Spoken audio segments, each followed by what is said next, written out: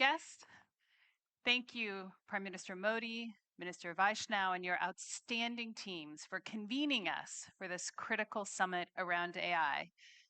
The breadth of distinguished guests from around the world is a recognition of the importance of broad global partnerships to capture the incredible potential of AI and address the risks. It is also a recognition of the importance of India in our AI-enabled future.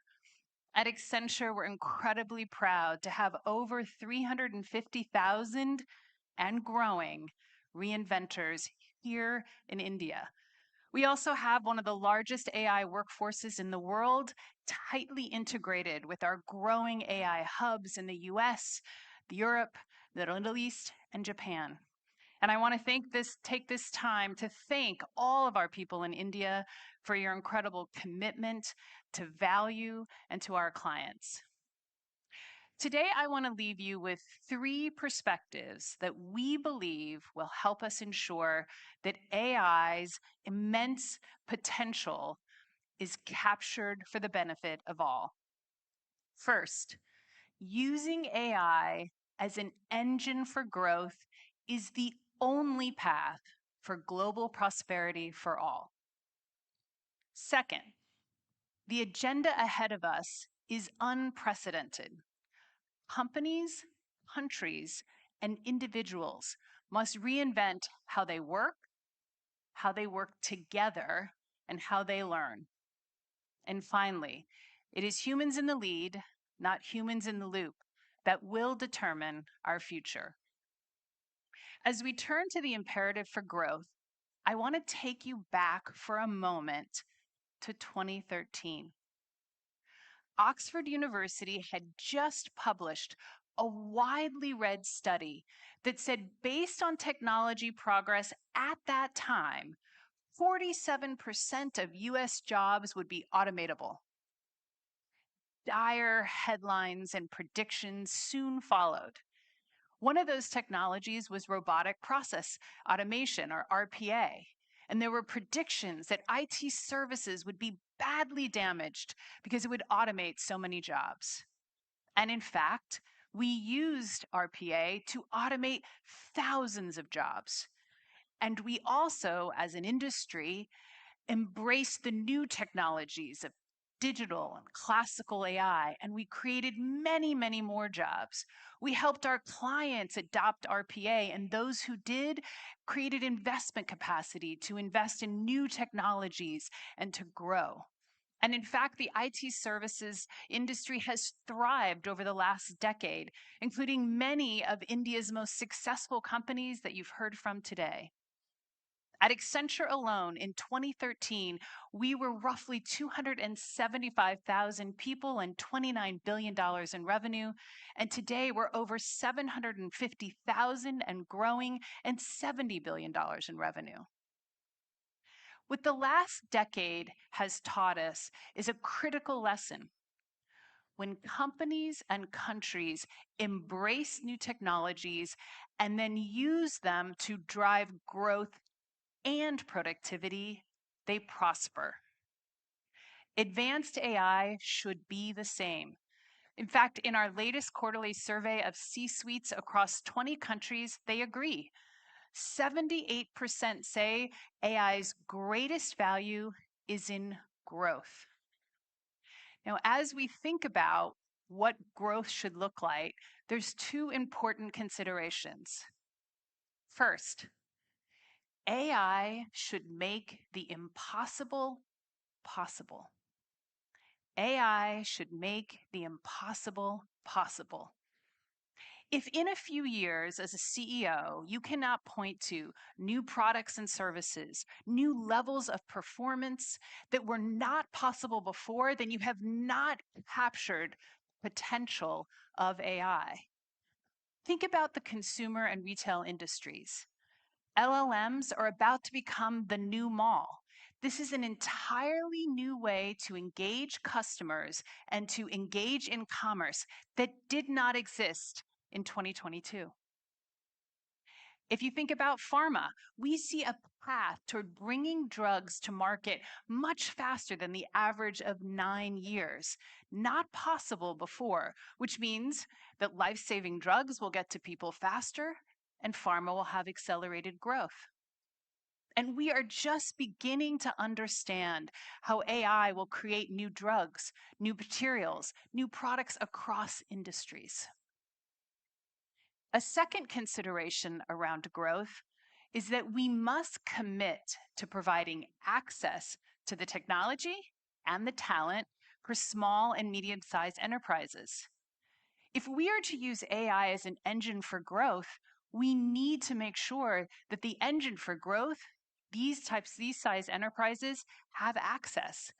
50% of the world's GDP are small and medium-sized enterprises, and in the global south, it's 70% of employment. To do so, there will be lots of business opportunities. So many industries will serve small and medium-sized enterprises, but that will not be enough. Private and public partnerships will be critical to making sure there's access. For example, we're working with the US college system where we're funding internships of college students at small and medium-sized enterprises. It's a win-win. Statistically, if you have an internship, you have a better chance of getting a job, and it's providing these enterprises access to some of the cutting-edge talent. And so we must make sure that we're continuing to focus on the small and medium-sized enterprises. Now, I know, and we all know, that advanced AI is much more powerful than the technology advancements of the last decade. And of course, that means that the impact is more profound. But that doesn't change the critical lesson that AI must be used for growth and productivity. What it does change are the sets of actions, the time frame, the need for global collaboration, the need for more public and private partnerships, and the urgency of what we must do in order for AI to drive growth. So companies must be willing to reinvent how they operate, their processes, how they've been doing work for the last decades. Underneath the headlines of a failure of AI is mostly a failure to reinvent. Companies have to invest to reshape their workforces, and companies must commit to creating sustained entry-level jobs. Now, entry-level jobs makes economic sense. They're the only way to create future leaders. And they bring needed, truly AI native talent to each of our organizations. But AI fundamentally is changing what an entry-level job looks like. And so a commitment means we have to be intentional about changing the roles, investing in training, which is exactly what Accenture is doing. We will hire into more entry-level jobs this year than last year. But the skills we require and the way we're onboarding those individuals is fundamentally different. Now, countries must also reinvent. They must reinvent their role and how they work with the private sector. They have to themselves, as governments, become the best credential for why AI matters. They must work with the private sector to help create lifelong learning, because education is no longer a destination. We have to have lifelong learning. India is doing a great job of embedding AI into the educational system, starting in primary school, and governments across the world will need to do so. At the same time, as countries are thinking differently, individuals have to think differently and recognize that formal education is no longer the destination. But perhaps the biggest fundamental change that must be made is that companies and countries need to pound the table for global standards. These standards should apply to safety, but also to the industries where AI can make the greatest impact. For example, in pharma, If one country is allowing pharma companies to use the latest technologies to discover drugs and then test drugs, but other countries don't follow suit, it means that you won't be able to scale, you won't be able to bring it. And we know that most often that impacts the most vulnerable. Now, we have a view, of course, that we have to reinvent. But as we think about that reinvention, core to our future is the fundamental belief that it is humans in the lead, not humans in the loop, that will shape that future. We should not confuse how you deploy AI responsibly. Of course, all of our compliance programs have humans, they have technology. That doesn't change the critical lesson that we've learned over and over again. Technology, no matter how powerful, is only a tool. It is simply a tool. It is leaders who decide how to use those tools. It is leaders who decide to commit to reinvent, who dedicate their time to making sure that people come along the journey. And it is leaders who must choose to work together to ensure the safe, widespread adoption of AI. There are lots of headlines today that predict less jobs, less opportunity, less human relevance. We are here because we see a future of more. At Accenture, we live by 8 leadership essentials, the qualities we believe we need to run our company.